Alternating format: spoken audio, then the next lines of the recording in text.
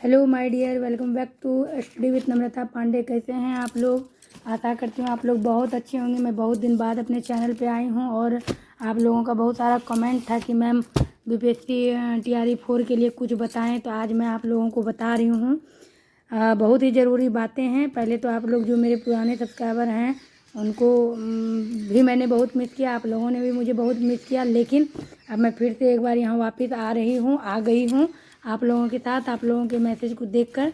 तो पहले मैं ये बताना चाहूँगी कि आपको चाहे आप किसी भी क्लास की तैयारी कर रहे हैं ना, तो आपको 9th 10th तो पढ़ना ही पड़ेगा। कहते हैं कि नहीं, इससे नहीं, हाई लेवल का पूछा जाता है, ऊपर के लेवल का पूछा जाता है, लेकिन ऐसा कुछ भी नहीं है।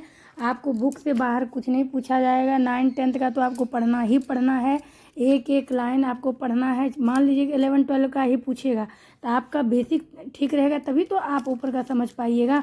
बेसिक मजबूत रहेगा तो फिर आप ऊपर का समझ के जवाब दे दीजिएगा। मैंने भी इसी तरह पढ़ा था और अब एकदम अपने हाथ से इसी तरह आप लोगों को अच्छे से पता है। पहली बार में मेरा भी कुछ नंबर से रह गया था, नहीं हुआ था, लेकिन आप लोग ये सवाल बहुत बार किए, मैम आप कहाँ हैं, क्या करती हैं, या फिर आपका हुआ या नहीं हुआ, आपका वीडियो क्यों नहीं आ रहा है। तो इन सब बातों का जवाब देना यहाँ सही नहीं है, लेकिन बस मैं इतना आपको बताना चाहूँगी कि इस तरह से मैंने नोट्स बना बना करके पढ़ा था। आपको याद होगा कि स्टेट की तैयारी में हम लोग जब साथ थे तो किस तरह से मैंने नोट्स बनाया था। वो नोट्स मेरे बहुत काम में आए थे। फिर भी मैं थोड़ा सा पहली बार में इसी धोखे में रह गई थी कि वो 1 to 5 पर मैंने थोड़ा जोर दे दिया, लेकिन सेकेंड टाइम से उसी टाइम से मुझे समझ में आ गया था कि 9th 10th तो किसी भी कीमत पर पढ़ना ही पड़ेगा। तो इस तरह से नोट्स बनाकर आपको 9th 10th का पढ़ना पड़ेगा, चाहे आप हिस्ट्री, पॉलिटी, ज्योग्राफी, इकोनॉमिक्स पढ़िए या फिर आप केमिस्ट्री, बायोलॉजी, फिजिक्स पढ़िए। यहाँ तक कि मैंने देखा क्वेश्चन में, आप भी देखिएगा कि मैथ से भी 9th के और 10th के मैथ से प्रोबेबिलिटी का, प्रायिकता का सवाल था। तो ये सब तो नहीं पूछा गया था, लेकिन प्रायिकता से पीछे से सवाल था। तो सबसे पहला काम वही करना है आप लोगों को कि नोट्स से ही पढ़ना, नोट्स मतलब पूरा थोरोली बुक पढ़ना होगा, इसके अलावा कोई उपाय भी नहीं है। लेकिन मेरे पास चूँकि बनाया नोट्स है, तो आप कहेंगे तो मैं इसी से आपको बता दूंगी। पढ़ाना तो भाई क्या पढ़ाऊंगी, क्या आप लोग सब होशियार हैं, लेकिन देखिए मैं किस तरह से पॉइंट आउट, इकोनॉमिक्स का ये था।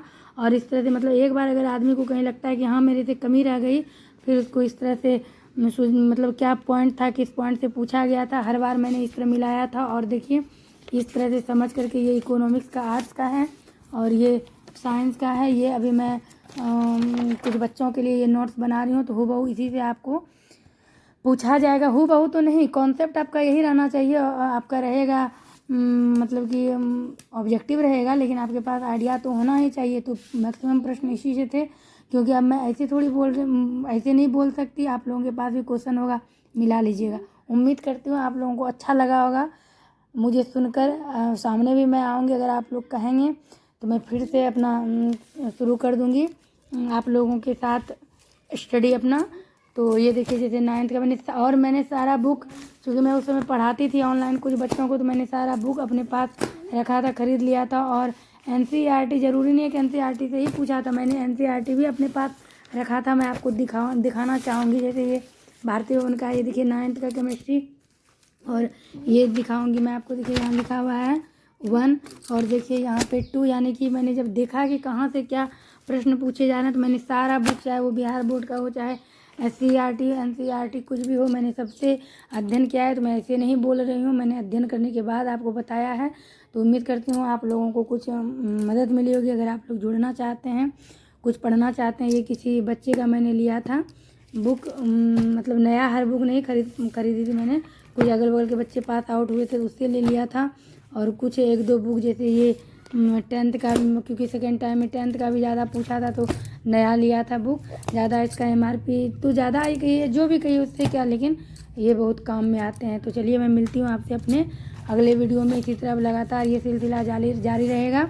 तो जो नए हैं उस चैनल को सब्सक्राइब कर लीजिएगा, लाइक कमेंट ज़रूर करिएगा, और जो पुराने हैं उनको तो मैं भी बहुत मिस करती थी। तो चलिए मिलती हूँ मैं आपसे अपने अगली वीडियो में।